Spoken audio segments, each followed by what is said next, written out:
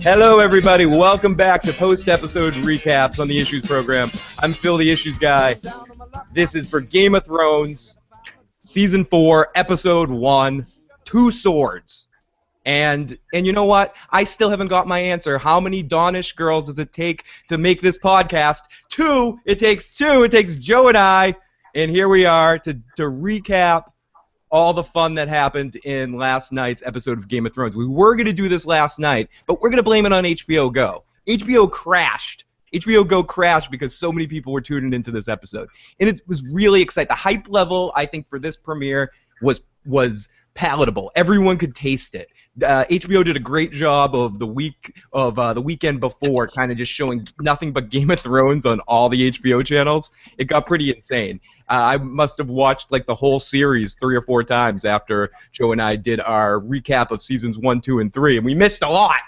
Oh yeah, there's tons we missed. We missed more than we talked about, I'm sure. Absolutely. But we're here to talk about season 4, Two Swords. So let's get right into it. A lot of fun. Great season opener. Great season opener. Really set the tone for what this season's going to be about. You get a feeling like if the first couple of seasons were based around talking about the Starks and kind of like the Stark story of from beginning to end. Not that we're completely out of Starks right now. Sorry, I have a cat making noise in the background. There's a serious run on Starks for sure. There's a serious run on Starks. But this episode opens right up to Tywin Lannister and lets you know right off the bat that it's a Lannister's world and we're all living in it. Wait. Did you see in the scenes for last week or from last few seasons, they did like the few season recap that they do. They show this, they show that. They were showing Ned's head get cut off. And I'm pretty sure instead of Sir Putzboy, who actually cuts Ed's head off, they were editing Ed Stark in from his first scene where he cuts off the soldier from the Black that had run away from the wall. He cuts that dude's head off. He tells his kids, hey, you need to do this. If you're going to execute anyone, do it yourself.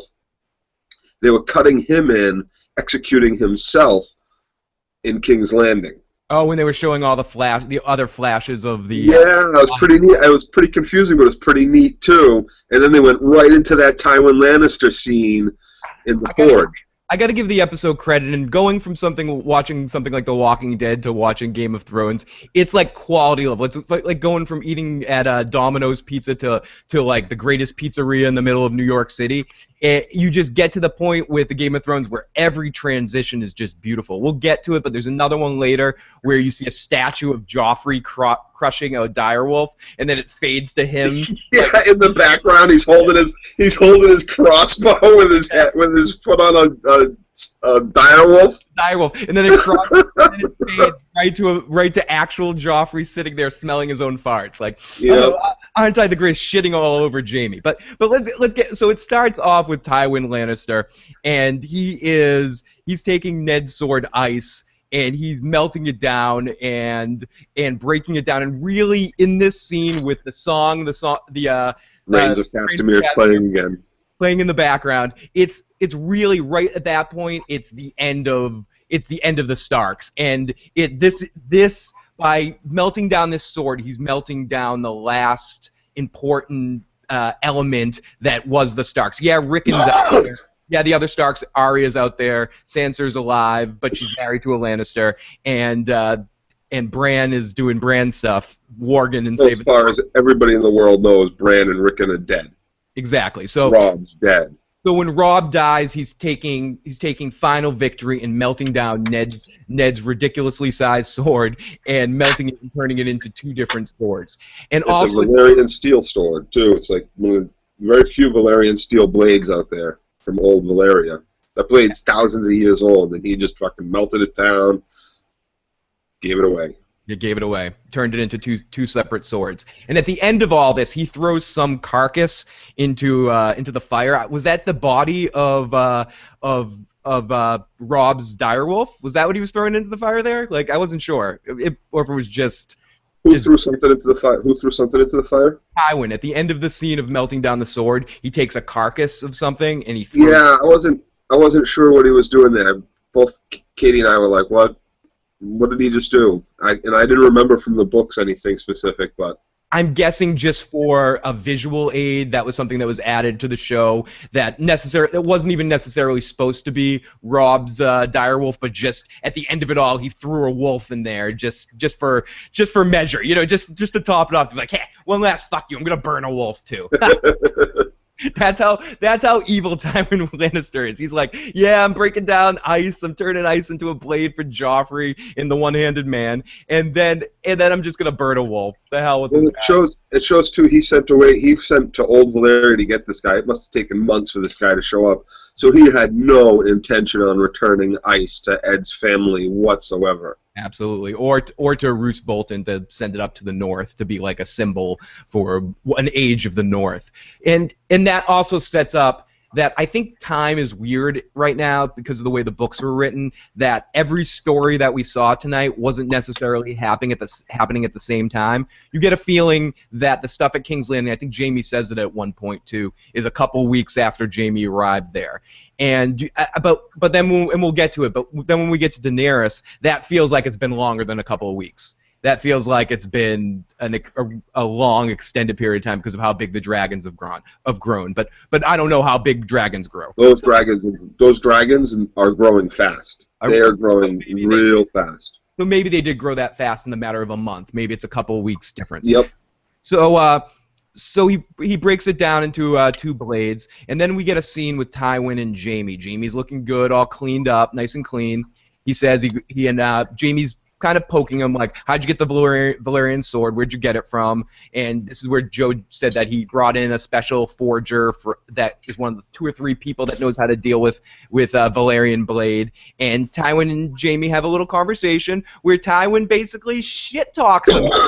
Like, Tywin never wanted Jaime to be in the Kingsguard. That's something I will say from the books. It's explained a lot better in the books that by joining the Kingsguard to protect the Targaryens, what Jaime did was essentially give up his rights to his home, and him being the eldest son and the most important member of Tywin's family because he wants a idiot daughter or a psycho daughter that thinks she's smarter than she is, and the other one's an imp. So Jaime was everything to him, and Jaime decided to take in his eyes, because Jaime's always for his own honor, and that's the most important thing to Jaime. He decided to become a Kingsguard to protect the king, and that gave up all his rights to Casterly Rock. So Tywin thinks of this as the perfect opportunity to be like, listen, you lost your hand, you maybe could learn how to fight with your left. Jaime has a funny line where he's like, now we'll give everyone else a chance.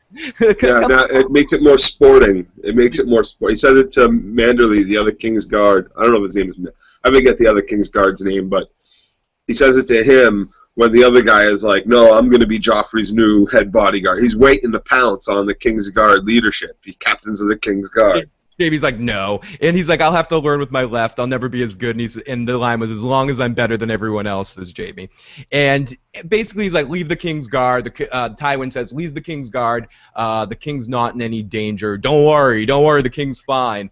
And Jaime goes, no, everyone wants to kill the king. The king's a little son of a bitch, and everyone wants to kill him, and I need to protect him because the Kingsguard is all fucked up. And that's another thing that's in the book different than the show. You get more of a feeling in the book how bad of shape the Kingsguard is. I mean, maybe that will come in further episodes, but Jaime basically is going in there and looks at the thing that he used to hold dear. Now Barristan's gone, everyone's gone. He has to start from scratch and form an actual unit to protect the king. Not to mention, this is his son, and he knows it's his son, so he's even more protective of the little shit. And he only kind of knows. He's got his head in the sand about the whole thing. He knows they're his kids. Come on, yeah, he knows. Yeah, he does. He knows. He knows for sure. And we get a feeling today that no matter how much he's grown, he's still all he cares. He really loves Cersei, or at least he still does right now. That might end soon, but for now, he really loves her. And well, there's one thing about Jaime. There's one thing you can't ever take away from Jaime, and it's as much as he's been sleeping with his sister and loves Cersei, he loves his family. He will do everything he can for his family. That's the one. He'll throw a little boy out the window for his sister. He'd even do that for Tyrion. And there's no doubt he would do that for Tyrion too. And it just happens because this scene ends up being all about Tywin talking about the family history and the family legend and legacy. And it's similar to the scene that we had with Tyrion last year with Tywin, where they're just talking and he's like, listen, you got to, you're my son. And Jaime's like, no, I'm saying no to you. And he's like, you're not saying no to me. It's not an order. He's like, no, I'll tell you no, whatever you want. I'll say no. I'll do whatever I want. And he's like, you're 40. I've been trying to teach you for 40 years, and you'll never learn. But what Tywin doesn't get is that what Joe said is right. Jaime cares about his family as much as Tywin does. Jaime just has a different way of thinking that what he has to do for his family. He's been out there. He sees what everybody really thinks about Lannisters, and he wants to change that. You get a feeling on the whole hand chopping off incident didn't change him in the sense that he's still a wise ass, he's still egocentric, he still thinks he's the best, but it turned him to want to further the Lannister name in a more positive way. Make that Lannisters always pay their debts thing mean something positive rather than negative. And that's the setup here. And to Jaime, that's staying in the Kingsguard and protecting his honor. He already stabbed the king in the back and gets called Kingslayer, gets called all these names around the realm. He wants Tywin to turn him in. He wants to be a liar again, and it's a no. He knows his honor's gone. I get the feeling it was more like he just wants to. He knows if he does that, he's going back to Lannisport, and he will never see Cersei again. Yeah. And there's only one thing he wants to do. He just got back from being a prisoner of war. He's had a lot of time to think about himself, about his family, about how much the Stark family loves each other and stuff. And don't disvalue Brienne of Tarth is in King's Landing too, and Jaime has a very special connection with her and wants to stay with her, like nearby where she is, at least right now. And he says it in a scene later on with Brienne of Tarth. Yeah. He says it right to her. Are you sure you're not a Lannister? Yeah, he's exactly. attracted to her. He's everything that Cersei. She's just a bigger, kind of more homely Cersei, but you got the hair for it and all that. Like he's like, he could be there. You mean visually, okay? Because personality-wise, they're nothing alike. And I also visually they're nothing alike either, but they're closer visually than they are personality-wise. I see what you're saying with the blonde features. One's a tower. Lady Elena with her, that was hilarious. We'll get there. But I also think one last thing on Jaime. I also think everything you said is true about what Jaime wants, but I also think he also wants to prove himself. Maybe not in battle, but prove himself. And that's something we get to a little later with him and Joffrey. He wants his in that book. He wants to. His name's already in that book. He just wants it to be 4 pages, like Sir whoever. Like Sir Barristan. He wants to be known as the young Sir Barristan, and I think he wants to prove he can still fight with a lefty and the Gold member. Yep. So after this scene, we get one more line where Tywin Lannister just keeps kind of harassing him. You're 40 years old, a one-handed man. And Jaime's like, fine, you want me to give you back the sword since I'm not going to Casterly Rock to go fight away?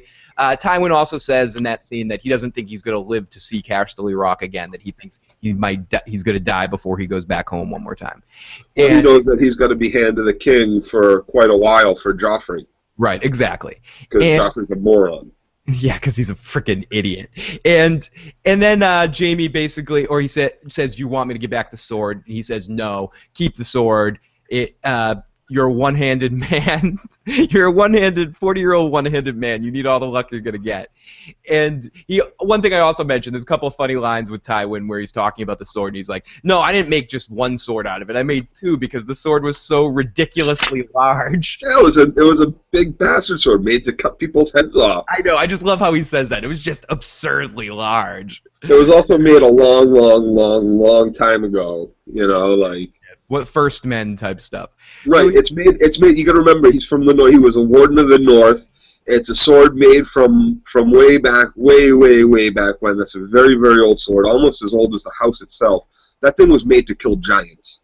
That thing was made to kill others, walkers, everything. That thing was made to kill absolutely everything that walks on the planet. It was a big sword made to wield by a big, half wolf, half man, giant kind of guy. So they say that Winterfell was built by giants too, right? Isn't that part of the lore? That is part of the lore, and and we have seen giants, or at least we've seen giants through Jon Snow's eyes. And Oh, wow. so we know they exist. So after this scene, we go over to Tyrion, Bronn, and Pod hanging out, waiting for the Donish men to show up. And we get a little bit of backstory in this whole moment about the Martells and that they don't really like the Lannisters, but we don't get deep into it quite yet. Tyrion's there because if one Lannister is going to get killed, it's going to be Tyrion. Tyrion was in top form tonight. So is Bronn. Tyrion... he's so perfect. Peter Dinklage is just so perfect for this part, more than almost anybody on the show. He is, and I'm not talking just because he's little. I just mean the personality of Tyrion. Peter Dinklage is just like bathing in it, like it's a big warm pool, and he's just having so much fun. It's ridiculous. He has that snide, kind of snarky, a wit about him. He's got Tyrion's wit already, so it flows naturally out of him to say the lines that he needs to say. Exactly. You see him in some of his other work. Brilliant casting. You know the people casting this show saw him on Nip Tuck or saw him in some of his other work that he did, and we're just like, this guy's Tyrion. We don't even have to audition other people. We don't even have to think about doing something in CG here. This is frickin' Tyrion. So yeah, he was fantastic in Nip Tuck. He really was. Like he played he was the nurse, right? The little midget nurse that had an affair nursemaid or whatever he was. That had an affair with the main characters. The nanny. The nanny. So Tyrion, Bronn, and Pod are hanging out waiting for the Donish men. And we get a couple funny lines by Bronn. Bronn's there tonight as comic relief for a couple one-liners. They're kind of forgotten with the whole thing, like how many Donish men does it take to fuck a chicken? I mean, some of those things get pushed off in the end because of where we go at the end with some of the shit the Hound was saying later. It was just amazing. Best Hound episode yet was this episode. So the Donish people start to approach, and Pod knows his Donish houses. He knows his flags. This kid's smart. He knows how to... He's Lord Payne's kid. He's not. He's from a noble house. Okay, so he's not from like Fuzzy Bottom or whatever that place is called. No, he's educated, and you became a squire, so you would become a knight eventually. You know, lords sent their kids off to be squires to basically do that to learn. Pod's being set up as the coolest guy in the realm because he can pleasure hookers without having to pay him, and now he knows his flags. He could be on Game of Thrones Jeopardy. This kid is amazing. He's got talent. But we get, like I said, we get a little bit of a nice little match for Arya in the future, hopefully, fan fiction. Possibly. I did see him give her kind of eyes a little bit when he greeted her. Hi, my lady. When he greeted them later.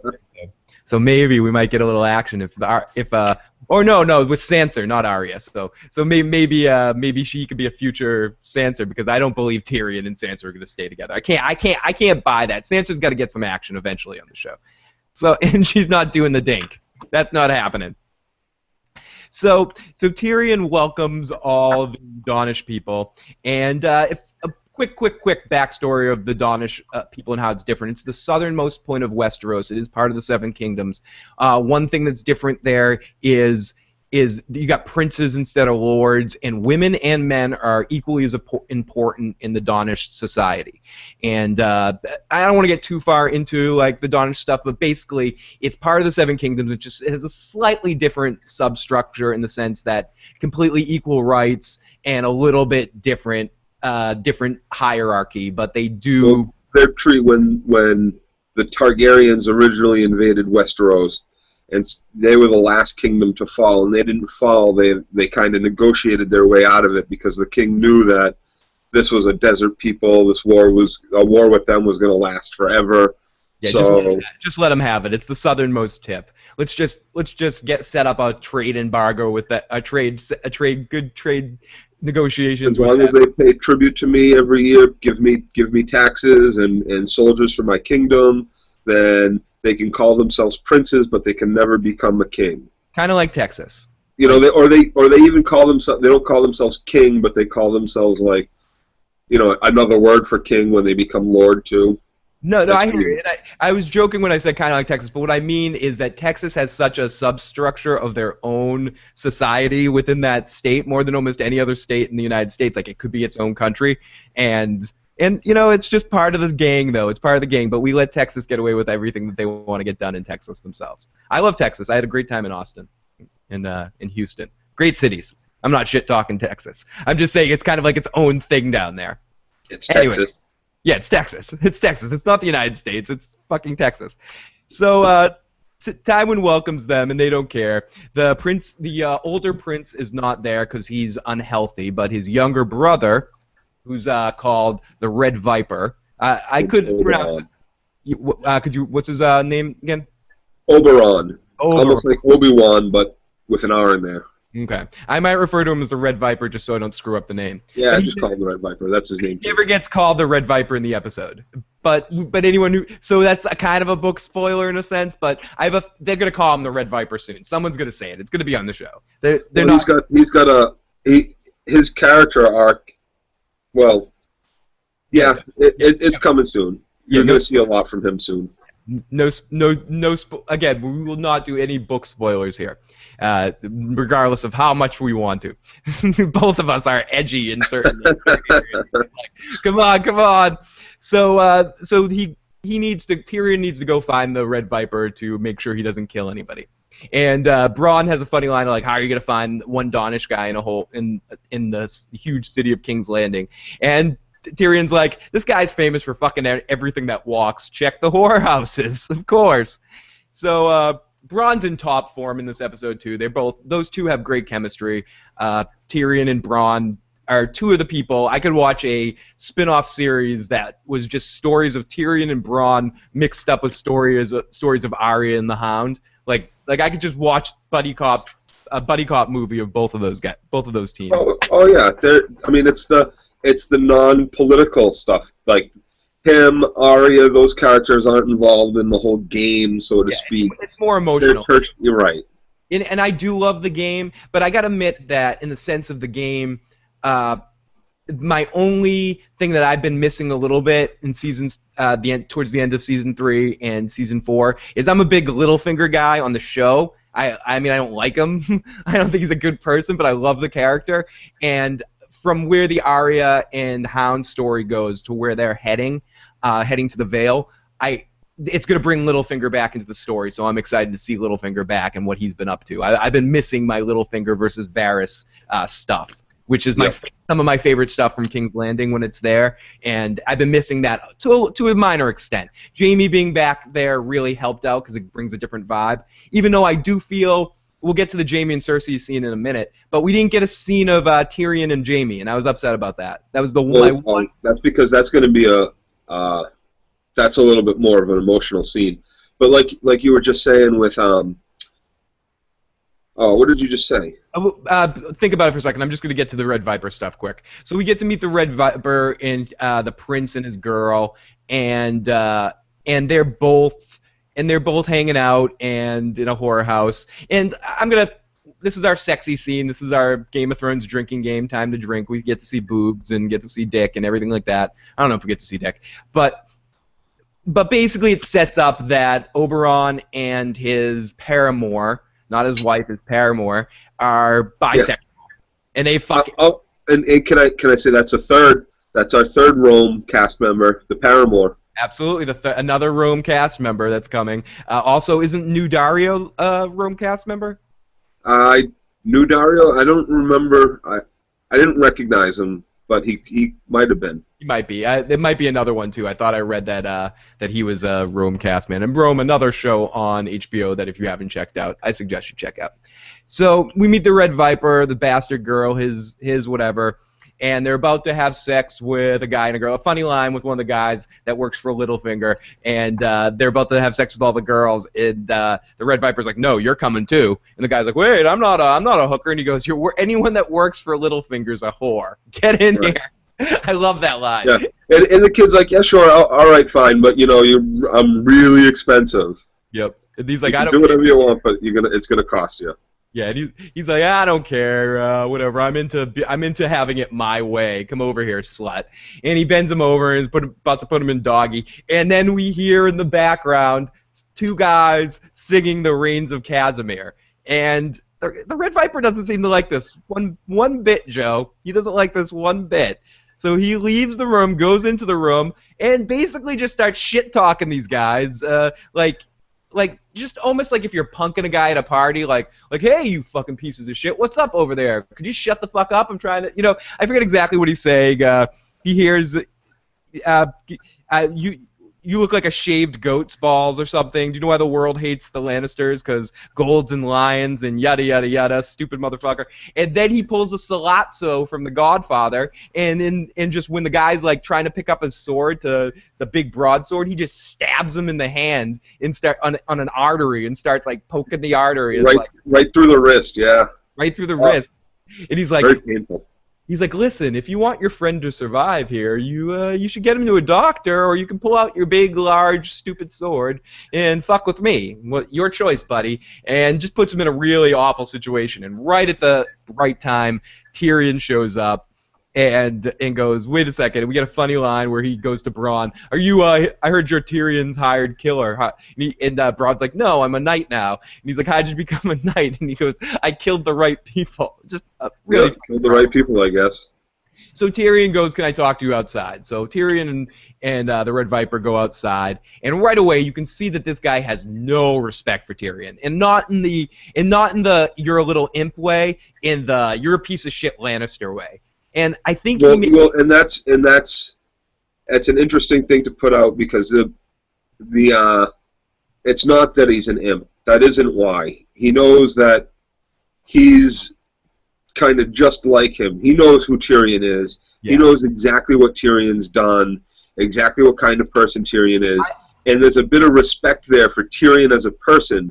It's that he's a Lannister. He can't get the taste of it out of his mouth. I hear you, but I think you're absolutely right, and I think as we get into the revenge aspect, and basically he tells a story about how his sister was Rhaegar's wife.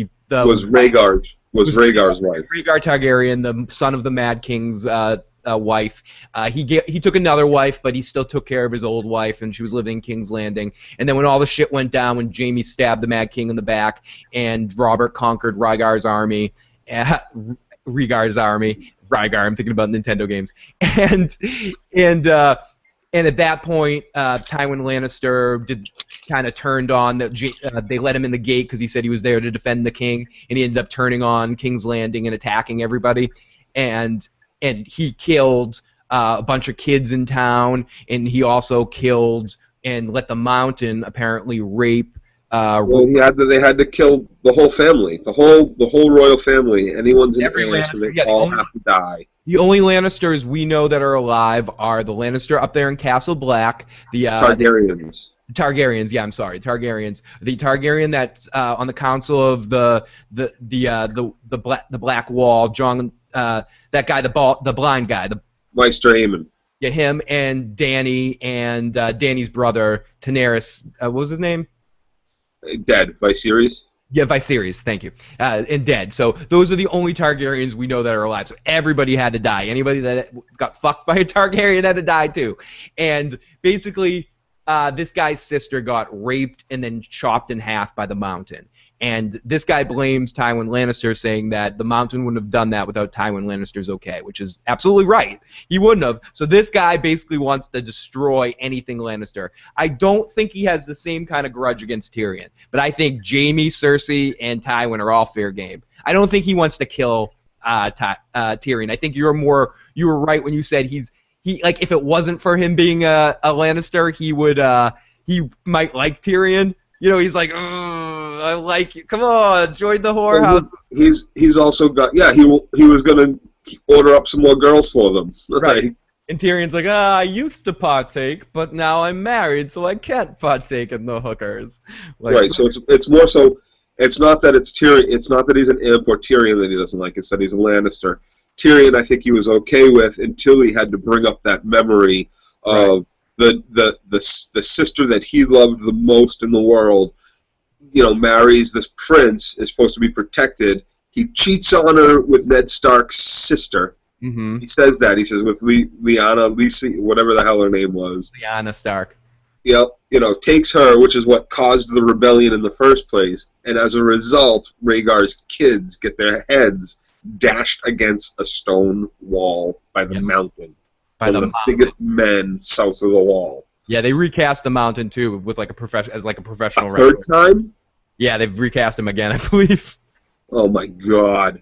So after this awesome scene, eventually they're gonna have to recast everybody if the show lasts long enough. They're gonna have to recast like Bran. They're gonna have to recast Arya. They're gonna get too old. They're gonna get too old to where the books are.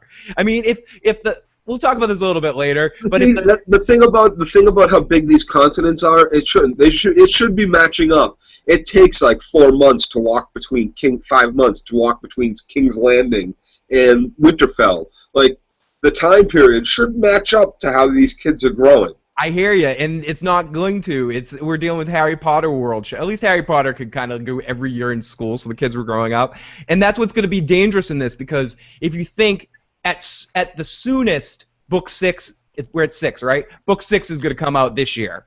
And then you got to think another couple of years for like it's weird with the show matching up to the books and what will come out first. If the show might end before the books end. I mean, I've read about where his writing's at, and he says book 6 and book 7 are mostly done, or at least mostly done in his mind. At least book 6 is mostly done, if not done. It's just putting it together, editing out the last crap, making sure the final touches are done. And essentially that's the feeling I get from where he's at right now with book 6 with the crap I've read. And just in case he dies, he also told the HBO showrunners how to end the series. So there's some. Does that mean someone's going to kill him? What was that? Yeah. Does that mean somebody's going to go and kill him so they can have creative control? One of the HBO guys. I wouldn't doubt it. That's a good gamble. So after this, we go to Daenerys and her dragons, and Jorah's watching her from a distance as two of the dragons fight and starts to get a little rough over some food. And they're becoming more rage-filled, and one of the big ones kind of steps in and regulates the two lesser dragons. And then when Dany tries to step in to do a little dragon training, the big one snaps at her. Yeah. The big one snaps at her. He bites. Oh my goodness. Oh my goodness. I'm stealing this from another podcast, this line right here, but it's funny enough. I kind of wanted to see her take out a newspaper and pop him on the nose and go, "Bad. You're a bad dragon." Negative training does not work. He could take the wrong lessons from that and snap at her more next time. You want positive reinforcement. When he does what you want, throw him a lamb. But as throw him body. As we learned from Jorah that dragons can't be tamed, Khaleesi, even by their mother. So obviously hasn't seen Training Your Dragon, or whatever the hell that thing is. How to Train Your Dragon. So then we get to Shae and Sansa, and Sansa doesn't like her lemon cakes. She doesn't like lemon cakes. Sansa won't eat since finding out about Robb and her mom. She is really sad, because now she thinks, in Sansa's mind, she is the only one left. She doesn't know Arya's alive. She doesn't know Bran and Rickon are alive. Like she thinks and she doesn't know, and she probably doesn't even think about Jon Snow. So, no, she's thinking about Jon Snow. Absolutely. Okay. Maybe she is. He is her brother, and he's the last person alive. You gotta figure one thing, though, that Sansa, more than anything, is her mother's daughter, more than Ned's kid in some way. Like, some of the other ones look more up to Ned. Sansa did look up to her mother more, and the mother hated Jon Snow or had a major grudge against Jon Snow. So who knows if one of the kids carried this through. I'm suppositioning a lot there, but who knows if we never saw Sansa with Jon Snow. We saw all the other kids interact with him, but we never saw her with him. So I don't know. Maybe she took the mother side in that and was a little cold to him. But I'm making that up. I have no evidence to back that up. No evidence. Just supposition. So we go to, because Sansa's a douchebag, and she seems like the type of girl that would do that, especially young Sansa. I'm a queen. I want to go to the castle. It's all I ever really wanted. Like that Sansa. I want to marry Prince Joffrey. Why do we have to have this bastard hanging around our Winterfell? Is he a servant? You know, him and Theon, they're just annoying. I could just see her being that type of girl. I mean, again, I'm making that up, but come on, where there's smoke, there's fire there. Come on. she could be a little bit of a douchebag. So what you were saying about you like Varys and Baelish, yes. I'm actually kind of glad Baelish gets a little bit of a break from the series for a few episodes and stuff. Leaves King's Landing for a little while, because that could get a little cliche. Their back and forth quips. That could easily get like the eunuch and the pimp, like it just going at it with their little wordplay. Who's smarter? Who's more devious? Who's more shady? All that stuff could have gotten really cliche really quick. Okay, then I think I need more Varys in King's Landing dealing with Joffrey, because I find him hilarious in those scenes and his like eye reactions, his eye rolls when Joffrey says things. Oh, he's such a queen, such a beautiful queen. He played, I just think maybe we need more Varys because he's there. So I just want to see him a little bit more. But maybe you're right in the sense that less is more with those characters, and the less we get from them, the more amazing it makes their scenes when they do show up. Right. So you're right. So we go to Sansa and Shae, and Shae's trying to get her to eat, and she won't. She just wants alone time. And Tyrion comes in and asks for a moment to talk to Sansa, and Shae gives him major bitch face.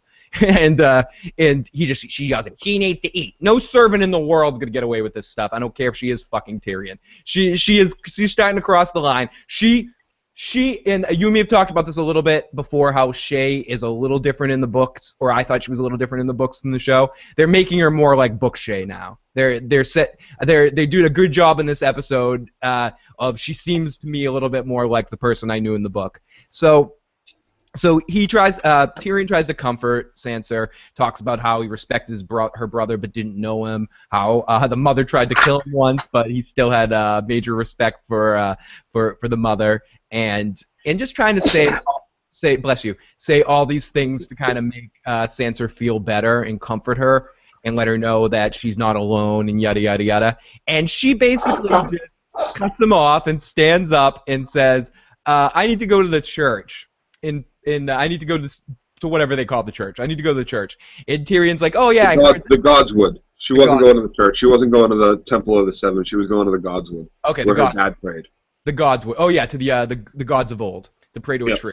To pray to a tree. And I remember when Jon Snow had to go to the tree to take the oath.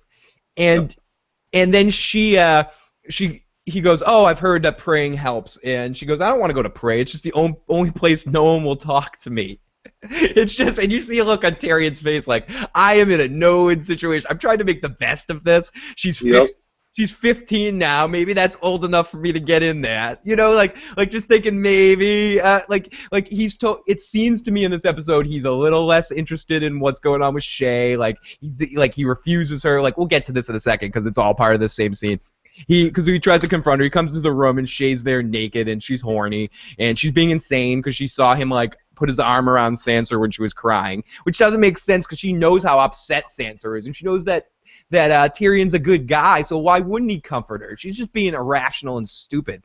And she's still pissed off because of Varys trying to pay her off in the last episode of Season 3 and thinking it was Tyrion that tried to pay her off. Tyrion doesn't want any piece of that. He's like, get out of here. And I think he's kind of skeeved at this point. I mean, I think he still cares about her, but she's turning into kind of psycho girlfriend. I forgot about that. I forgot that when she was saying, oh, you want me to leave? You want to give me gifts so I'll leave? I was like, what the hell is she talking about? I completely forgot about that. Thanks for the reminder. Oh, no problem. So, yeah, she's thinking about that, and she's just like, listen, you don't, yeah, things are hard. And she's not being understanding at all. She's like, listen, the king's hand wants me to have sex with a virgin. He hates me. My sister wants to kill me. The king wants to kill me. And he lists like 3 or 4 other things. Everyone calls me the imp. You know, he's like talking about it, and she's like, "Mammy, yeah, poor you." I'm like, shut up. Do you realize what's going on in this guy's life? If you do really love him, or do you just love the cock or something? I mean, she's just like, she's being, because I don't think she cares about gold or money. I just think she's an attention whore, and she's like, she's living the best she's ever lived. She's not living in a camp getting tooled by all these dudes. She's not in a whorehouse. She's not traveling with pirates or sailors getting railed all the whole time. She's in King's Landing. She's part of the court. She doesn't really have to do anything. She's Sansa's maid. She's got it made. You know, Sansa's not that much of a demanding, cruel cruel person that They become friends because she's probably reminds her a little bit of Arya. She has a little bit of that like snappy Arya wit, it's a good balance for Sansa to have someone there like that. So after this scene of just basically more shit piled up on the dink, we go off to Jaime, and he's getting a gold hand, which again is and we talked about this a little bit, and I'm going to be very vague about this. Jaime's definitely there a lot sooner than he is in the book, and a lot of the stuff that happens later on with Jaime's happening now.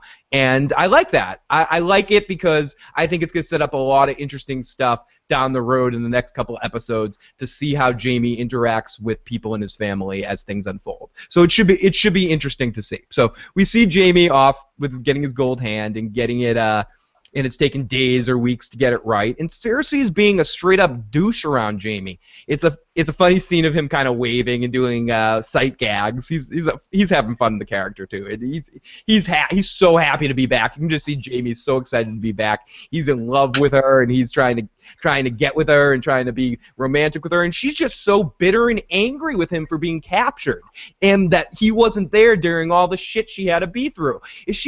Again, she's another one. It's like all the women in this show right now are being complete douchebags for no reason. She's just being does she realize he got his hand cut off and he was like dragged? She doesn't care. She's a sociopath or borderline. She's a typical type 2, access to borderline personality, something that's going on.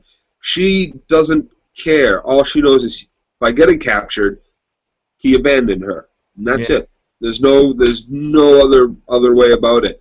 And this is the moment. This is going to be the galvanizing moment in Jaime's head, exactly who his sister is. He gets back. He tries to get some comfort from her. It's been weeks. He's been back for weeks, and he hasn't tried. And the moment he tries, she completely rebuffs him. Yep, she goes, it's too late, and he's like, for what? And she's just like, it's too late. I had someone write me if I thought that when she was like, it's too late, meant she was done with incest.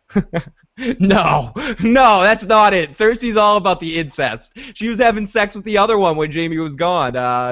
Tyrell Lannister, Lanny Lannister, the one that was Robert Baratheon's wine boy. She was having that Lannister. No, Cersei has no problem with incest. That's not why he was refusing Jaime here. She was refusing because of a power play. She was trying to control here. She's so pissed off again that he was gone while she was dealing with all this, all that happened.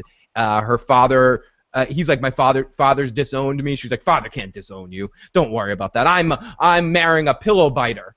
How dare you? The most renowned pillow biter in all the land.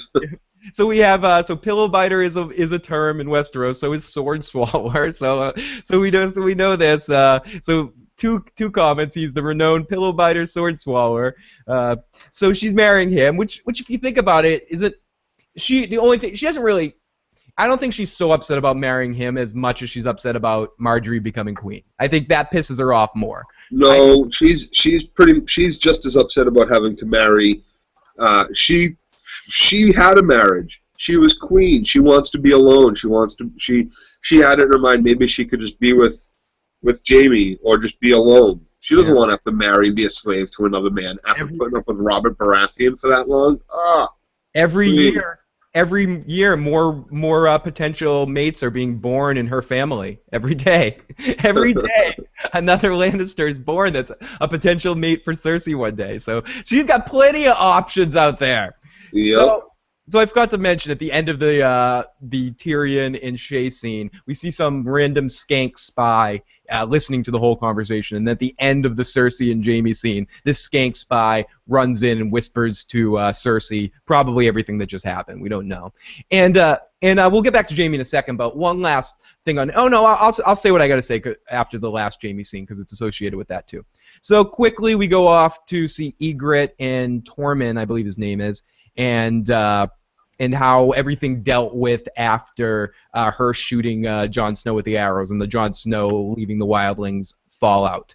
And basically what comes out of this is everything that we thought before, we learned for truth for now, that Ygritte didn't want to kill Jon Snow. She obviously could have if she wanted to. She just wanted to injure him a couple times, shoot him with a couple arrows and make it look like, she was trying to kill him. but she wasn't really trying to kill him.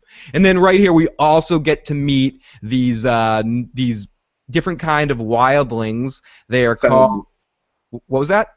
Fens. Fens. Yeah, Fen. Fens. Like Ven.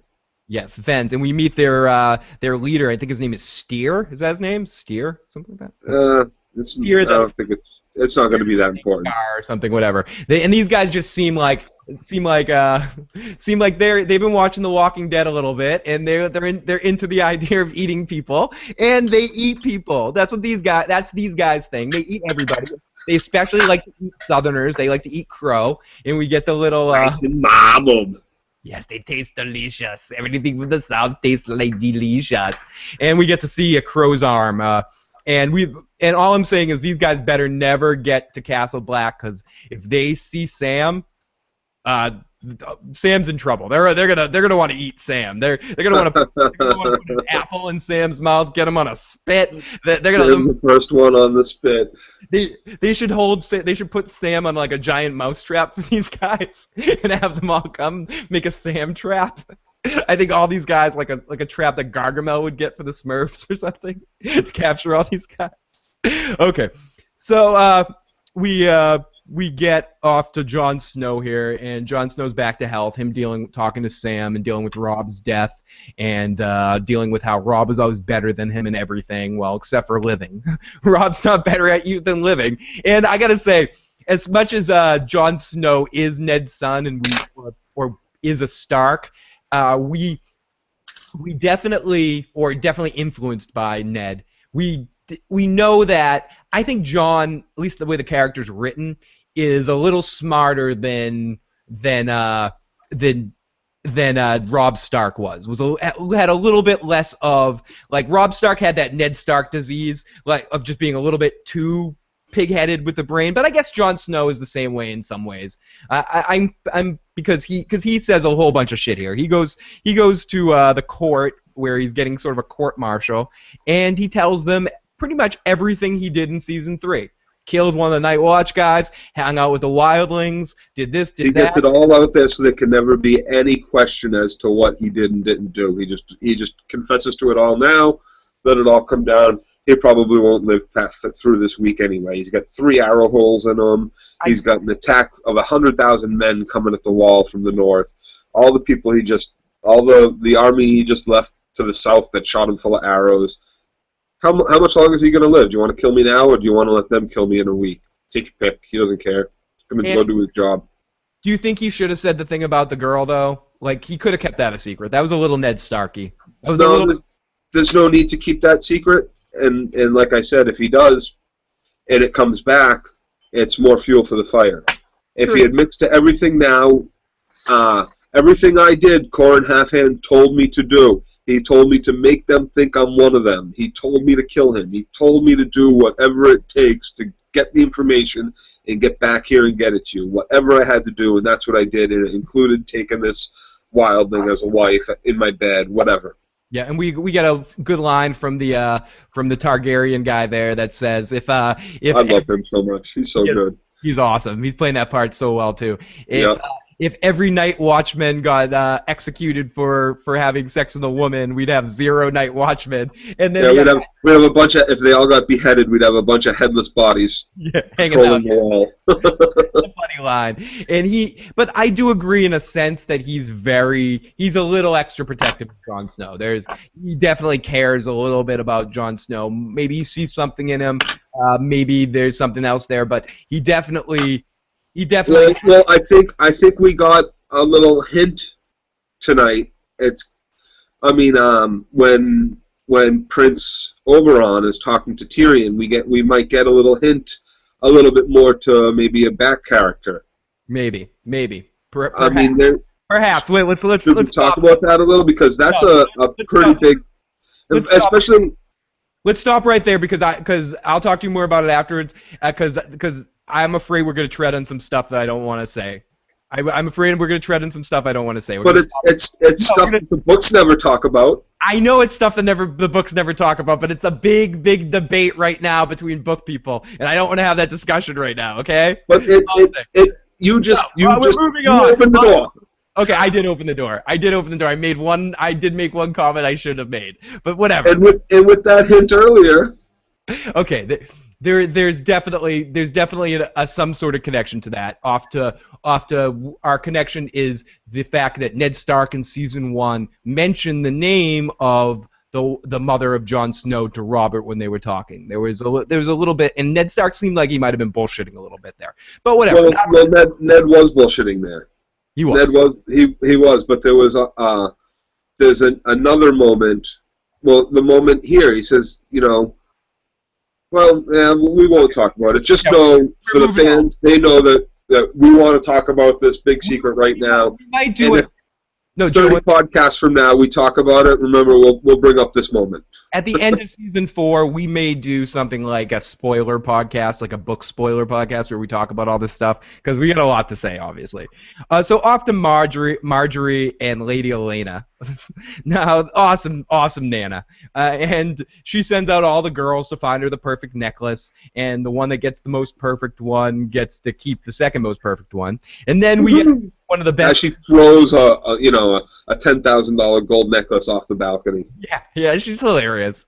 She could star in a grumpy grandma movie. And we get Lady Olenna meeting Brienne of Tarth, which was an amazing scene. The Lady Brienne of Tarth walks in there huge in this like giant white uniform or whatever it is, and Lady Olenna goes, "Oh my!" Just in this like. Aren't you singular? Oh my! I just saw Sulu sitting next to her George Takei going, "Oh my!" You are absolutely everything I dreamed you'd be. Just hilarious. It was hilarious. Oh, I've heard of you. Oh, I've heard of you. Just you knocked my grandson in the dirt because that's the one that's marrying the pillow biter. Yeah, she knocked the pillow biter at Renly's. Back in season 1, yeah, when Renly's announcing he was King Day, when Brienne comes out and shows she's a woman and kicked pillow biter's ass there. Season 2, I think. Yes. What is that character's name? We keep Tyrell. What's his? It begins with a T. Mace Tyrell. Whatever. We'll come back. I'll look for it in a second. I want to say Mace. So Brienne talks about Renly's death. Before we get there, really funny line by Marjorie when she talks about how maybe she should have Joffrey design her necklace, and it would be what she said, dead baby sparrowheads around my neck. That's what she said. There would just be dead baby sparrowheads around my neck. Brilliant. The woman's brilliant. There's a lot of good lines in this. Even Targaryen's line when he's on his way out. How did you get to know who's how to tell if someone's lying? Where did you get that magic power? I grew up in King's Landing. Yeah, I grew up in King's Landing. That was hilarious. I agree. So many amazing one-liners tonight. And Lady Olenna is one of the best in the shows at doing it. Oh yeah. But basically we get a conversation with Marjorie and Brienne of Tarth about what happened with Renly's death, and that it wasn't him, it wasn't her, it was Stannis that did it with a smoke monster from the Dark Woman, and yada yada yada. And basically Marjorie says, "You know what? I don't care." Can we stop this now? Well, she's also saying, be careful. Don't. He's not our king anymore. Joffrey's the king. You got to remember where you are, and that kind of. She points out for her. Joe, the character's name. I was multitasking there for a second. The character's name is Loras. Loras Tyrell. Okay. Loras Tyrell. And but Loras is the real reaction we care about, because Loras loved Renly and had like a very special relationship with him. So he's the one that Brienne needs to watch out about. That being said, Brienne already spanked his ass once, so she can beat him again. She's a better fighter than he is, and he's one of the best in the realm. So she's definitely up there as one of the best fighters that's alive right now. So here's where we get our crossfade from the statue of Joffrey crushing a wolf to cut to Joffrey loving his own farts, and just like being like, yeah, whatever, Uncle Jamie, whatever. Try to protect. Yeah, the looking up the. Yeah. The look, looking at himself. He was looking at the armor on the wall, and because he's in the captain of the King's Guard's office, essentially. And this armor up on the wall and that kind. And Joffrey's such a tool. He gets hard on all that warrior shit that he'll never actually be. And he gets hard on messing with people's minds and trying to fuck with people, and he just starts fucking with Jaime in this scene. It says Jaime's whole family is messing with him. Like, give me a break. No one in his family can be supportive. That's why I missed the Tyrion scene, just to get some sort of emotional welcome back from Tyrion to see, so Jaime wouldn't have to deal with all this crap from the rest of his family. His son here is sitting there and dissing him, talking shit about him being captured and how he won the war while Jaime was away being locked away, and shows a grudge against him for doing nothing. I don't think Joffrey holds a grudge against Jaime like Cersei does. I think Joffrey just looks for an opportunity to fuck with people, and especially someone like Jaime that probably as a kid was always told was so perfect and so wonderful and yada yada yada by his mother, by his grandfather, by everybody, that now Joffrey's like, I'm king, Jaime, and you're shit, and just wants to remind Jaime of the score, kind of. I don't think he really gives a shit when it comes down to it. I think he's more just messing with Jaime to mess with him. And he looks inside the Book of Great Deeds by the Knight's Guard, and he flips to Jaime's page, and he goes, Jaime, no, there's not much in here about you. And then you're four. Yeah, after touting everybody else's accomplishments and how many pages they get, he compares Jaime to, and you got nothing here. What's yours going to say? Killed the last king? Yeah, and that's probably the second to last king? To put his bastard child in the throne? Got hand chopped off and needs to learn to masturbate with the left? That's all it's going to say. And that's basically what he says to him. You're 40, you have no hand, you have no good deeds, and he's just being a dick for dick's sake. And all the same things Tywin said to him, and Cersei said to him. Yep, and he's like, you have one hand. How can you protect me? You're dead. And you got to figure that Jaime, again, I know he knows. Jaime is one disappointed daddy. It's one disappointed daddy. So let's get to the useless out of the way. We get some useless scene with Daario and Dany, where Dany's looking for Daario, can't find Daario. Where is he? He's off with Little Worm gambling. So I'm thinking it's going to be some cool gambling match where them taking other people's money, and they go and they're playing like a holding sword competition. And this guy, I'm sorry, this guy isn't Daario. He's not Daario. I got to give him time. I'll give him time. But to me, he looks too much, as this gets said in a couple of articles I read, and it's true. I think he looks too much like too many other characters on the show to make him stand out to be someone special. And I think the other guy just played the smugness really well, and they decided not to do Daario like he is in the book. I think in the book he doesn't have like a blue beard and all this sort of stuff. Yeah, a little bit. He's a little all of Westeros is very, or Essos or whatever it's called. Yeah, is very gaudy. Yeah. Bright colors, loud dyes, flowy, free clothes. It's not as uptight and medievally as Westeros is. As Westeros is. And they kind of just left that. I mean, you got all those pyramids and everything. Like it's a lot different of a place. All the cities are independent cities. They all kind of have their own style and flair and flamboyance to them. They all have different ways they run the slave trade that Dany's been going around and breaking all this up.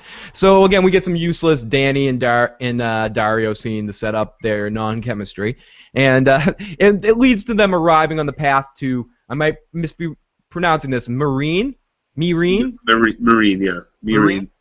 The supposedly the last huge slave city, the biggest one, and Dany's going to be bringing this down, and this should go just as easy as all the other ones did. I don't see this going bad in any sort of way. So they see the mile markers, and they see a dead. The mile markers, love it. The dead mile number one, little girl. And they said there's 163 of them, and they're like, look away, Dany. She's like, no, I'm going to look in the face of each one of them. Dany's going to catch them all. Got to catch them all, Dany. That was, I really liked the way that character played that scene. That scene went down exactly the way it went in the book, and it's another one of those great character moments for Dany Targaryen. Yeah, that, along with the buying and freeing of the whole slave army right back on its captors, these were pivotal moments in my mind when I was reading the books that really galvanized me to her as a character. yeah, I'm really excited to see where they go with her in this season and some of the places that they're going to head with it. So. Yep. So ultimately, this is the end of the Danny stuff for the episode, and we get two more little sections here that happen. First, we get Brienne and Jaime watching Sansa from the distance, talking about getting the Stark girls out of there, and how Jaime's promise was to bring the Starks back to their family. And Jaime's like, listen, most of the Starks are dead. This is the safest place. You want me to take her away from here? Where the hell do you want me to take her, Brienne of Tarth? Like, where am I going to take her? This is the safest place. But he still feels honor-bound to protect them. I think Jaime really believes that under his watchful eye, this is the safest place for Sansa. And he thinks that Arya's dead. And that's what comes from this scene. Arya's dead. All the other kids are dead. It's complicated. She's married now to the nicest Lannister. I mean... To my brother. Who's not a complete asshole. She's not safe here. But she's safer here than anywhere, kind of, because no matter where she is, her life's in danger and in threat. Especially in the world we live in right now. That's a very Lannister-heavy world when it comes down to it. So they're watching her, and it's a great scene with Jaime and Brienne. They just have great chemistry on screen together, and their characters really match up. She is his conscience, and he says, Joe said the line earlier, but he says a funny line that, you're pissing me off. Are you related to me? Because everyone in my family is related to me. The blonde hair, yeah, I mean, are you sure you're not related to me? Which I think, Joe hinted at this earlier, it's Jaime's way of saying that he's attracted to her. There's been a lot of little moments between the two of them in their travel south and all that, and their couple attempts at getting south that they share. But he's definitely seems like this is the first woman aside from Cersei he's had any kind of close relationship with. Yeah, and it's messing with his head a little bit. Yeah, he doesn't understand what it means exactly. It's foreign feelings to him, probably. So after this, we go to the frosting on top of the cake that was this episode. A lot of good lead up, a lot of catching us up where other characters were. We did not see any Stannis tonight, we did not see any Theon tonight, and we did not see any Bran tonight. But they weren't going to go without giving us Arya and the Hound. So we get that. We start right off with great back and forth. I'm even going to try to recreate some of the stuff that they say. Watch the episode. It's hilarious. They're brilliant together. They are so good. George wrote this well in the book. This whole scene with them two together, he wrote it all great in the book, their whole travel together, and it's translating brilliantly to screen with these two actors. I love it.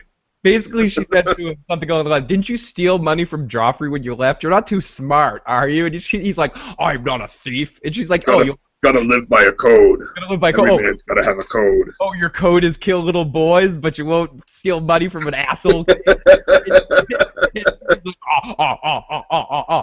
And then and there's a lot more other shit that's like hilarious where he's just calling where she spots this guy. I have his name written down. Oliver. And she's like, that's the guy that killed my friend back at King's Landing and stole my sword. And then she goes, oh my god, he has my sword. Oh my god, that's Nito. And then the Count goes, you named your sword? And Arya goes, yeah, lots of people named their swords. He goes, yeah, lots of cunts. Douchebags. No, he said cunts. He goes, lots of cunts named their swords. He loves the word cunt. He uses the word cunt very frequently. Very, very religious use of the word cunt tonight in Game of Thrones from the Hound. And they're all hilarious one-liners. So Arya's like, we gotta go in there and get my sword. We gotta go pay this motherfucker back. And the Hound's like, no, I don't want to do that. And he's like, no, we're still going. And basically we got this other thing where she goes, how come I can't get a horse? I'm not gonna leave you. We find out the Hound's gonna bring her to the Eyrie to her crazy pants aunt, and try to sell him to her after the stuff on because Arya's like, my whole family's dead. And he's like, no, your whole family's dead. You got an aunt. I'm gonna sell you to your aunt. Crazy Aunt Lisa, John Aaron's. Yeah, John Aaron. Widow. She's up there in the Eyrie with Littlefinger. That everything should be fine up there. I'm gonna bring you up there and sell you to them.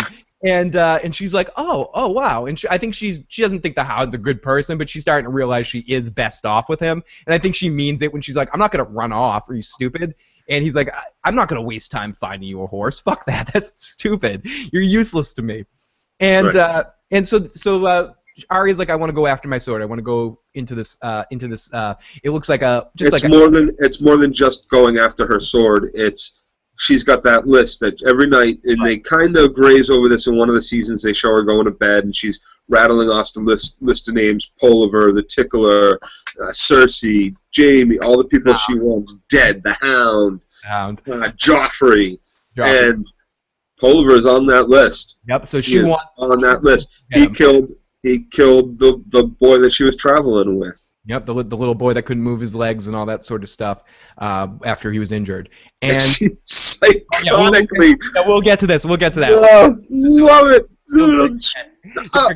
So the Hound walks up to the door, and he's like, I'm not going in. But then the door opens right as they're walking past, and the Hound smells some food. And that's the one thing. When the Hound smells food, as we learned from the end of last season 2, he eats pig's feet. The Hound will eat anything. The Hound's hungry. And that's what we learned, too, from the lead up to the scene, that they're hungry. Well, no, but he also knows if he turns around and walks away, that guy's going back in and saying, some dude and a little girl just were about to walk in, and let's go rob them on the street now. They just left. Right. So either way, this is happening now. So he walks in, and they sit down for some food, and they notice that there's a few men, or that this guy, Oliver, and the rest of his guys are kind of fucking with the ownership, taking the guy who owns the tavern and having sex with his waitress or his wife or something. Daughter, she's gonna have a good time. We'll pay you or whatever. And basically doing what the Lannisters are doing now that they won the war. Essentially, they're looting. They're getting their spoils. Yeah, they're dothracking the countryside. They're going around and raping and pillaging everything. Yep. And the Hound's sitting there and basically just waiting to be served a drink. And he's sitting there with Arya watching what's going on. And one of the guys, Tolliver, goes, "Hey, I recognize you." And Arya gets scared for a second because she thinks it's her that he recognizes. But it's the Hound. And he walks over to the Hound and he's like, oh, how you doing? You're the Hound. Oh, can I buy you a drink? And he brings over a drink for him and he has his own drink, and they start drinking drinks. And he's like, "You're the Hound. You're great. I heard wonderful things, but we work for your brother, the Mountain. Oh, what an asshole that guy is." And the Hound's like, "Yep, he's an asshole." And the Hound's being somewhat respectful in this whole moment, like talking to these guys. And then this guy is basically like, he goes, "Oh, you fuck, everyone's taking spoils right now, and you got one right here." And the Hound says a funny line, "Yeah, I've had her. I've had better." And Arya looks offended by this. She's like, "What?" And she's smiling this whole time because she knows what's about to come. She's loving being on the Hound's side right now. And then this guy's like, why don't you come with me? Come with us back to King's Landing. We can split everything. We can stop. Come with us." And the Hound's like, "I'm not going to King's Landing." He's like, "Oh, what do you mean?" And the Hound just goes, "Fuck the king." And with the guy's like, "What about the king?" And he's like, "Fuck the king and fuck you. You're a cunt. Give me a drink. Buy me a chicken. And give me a chicken too." And he's like, "What do you mean give me a chicken?" And he's like, "No, now you know what?" He's like Debo fucking with a sandwich. Like, "Give me that sandwich." And he's like, "No, give me 2 chickens. Give me 2 bloody chickens." And then this guy's like, No. How about I trade the chickens for your little girl? My guys would like to have a go on that." And well, he also finds out at this moment too. He says, "Oh, what? You don't want to come with us? You don't want to partake? I heard that the Hound ran from King's Landing, but I guess it wasn't just false. I guess you are a big fucking coward, you pansy." And that's when the Hound knows for sure, absolutely, that he's not getting out of this tavern without a fight. He never will. Without killing all these guys. And so then the Hound turns his whole philosophy and starts shit-talking these guys. He goes, "You know what? Listening to talkers makes me thirsty." And he drinks his whole drink, and then he grabs the other guy's drink and drinks that. And he goes, "Give me 2 chickens." And the guy goes, "What?" And he goes, "I understand if any words come out of your cunt mouth, I will have every chicken in this entire place, and you're gonna die. Are you gonna die for some chickens?" And the Hound and Arya is just laughing her ass off right now. She's just smiling because she knows that the Hound's gonna kill all these people. And then the Hound gets up and starts beating the shit out of all these guys and has like a huge fight and takes down like amazing fight scene and takes down most of the guys, or at least injures most of the guys. And then Arya notices that he's injured Oliver to the point where like fucked up his legs and Oliver's on the ground. And Arya goes into the room, kills like 2 or 3 guys, like to get to him, gets to Oliver, pulls her sword needle out of the sheath, and then Joe. No, well, his legs weren't messed up. He was dazed or whatever, and he gets up off the floor, and she cuts the back of his leg. She fucking Achilles him. She fucking goes right at him with some Serial Pharrell kind of ninja style swordplay. She just slices the back, drops him. She drops him on the floor, and that's when she starts with the, "Oh, what's the matter, boy? Your leg hurt? Am I going to have to carry you?" And starts going over the same exact shit that Polliver said to her friend right before he drove needle up into the little boy's chin, just like she does to him. Word for word, and then does her move, which is the slow stab, and stabs him. That's what he did to the kid. Yep. Absolutely, that's what I mean. Did the same move he did and stabs slowly, and she killed counting him 3 people in that scene, like no problem. Problem. Did you see the smirk on her face? Yep. And then the Hound gets her a pony, and they a white pony too, a nice white. Yep, and that's the end of our episode, leading off into next week. Wow, what an episode, Joe! Loved it. Loved the opener. It was brilliant. Yeah, I'm really excited to see where they go this season, and next week, and we'll be back next week. Sunday night, probably be back next week, because I assume you don't have to work next Sunday, right? This coming Sunday. Correct. Okay, so we will be back Sunday night after the episode is over. Either I'll be watching it on HBO Go or find some way to watch it. This weekend was HBO free preview, so I actually got to watch it on HBO. It was weird. Nice. So, everybody, thank you so much. Thank you so much for tuning in this week. We will be back next week with more Game of Thrones talk and post-episode recaps. And if you want to catch up on any of the post-episode recaps, please subscribe, join. You can watch Walking Dead whenever you happen to watch it, then watch our recaps right afterwards. And there'll be plenty more episode recaps coming up. I'm going to be doing a little bit of 24 maybe coming up that's returning, and some more shows coming up as well. So Orange is the New Black as well. Gotti will be great show. The show to do. I work with a guy whose brother is married to the best friend on that show. Oh, the real best friend. The girl that played the main character, the one that wrote the story, she went to Swampscott High School and is a former member of the same cable club as I. When I did a podcast about it, our teacher called in and talked some memories about her. Small world. Anyways, guys, be back next week. Talk to you next time. Follow me on Twitter. I got issues, man. Later. Music. Kick in, goddammit. Kick in!